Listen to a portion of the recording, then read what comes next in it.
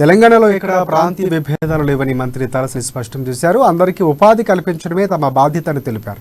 అధికారంలోకి చాలా రాజకీయ పార్టీలు వస్తుంటాయి, పోతుంటాయి. కానీ ప్రజలకు ఏ పార్టీ సేవ చేస్తుందన్నదే ముఖ్యమని చెప్పారు ఆయన. యూసఫ్గూడ స్టేడియంలో Telugu television digital technicians workers federation ఆధ్వర్యంలో కేసీఆర్ బర్త్డే సెలబ్రేషన్స్ నిర్వహించారు.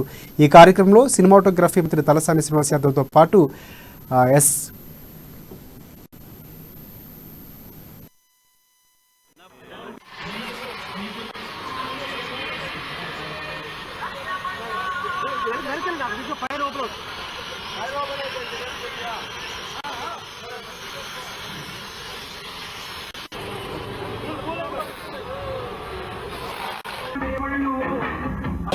గౌరవ ముఖ్యమంత్రి గారు చంద్రశేఖరరావు గారి పుట్టినరోజు వేడుకలు ఎంత ఘనంగా బ్రహ్మాండంగా మీ ఆధ్వర్యంలో జరగడం, మరి ఇంతకుముందు ఒక సాంగ్ కూడా లాంచ్ చేసిన అద్భుతమైనటువంటి పాట.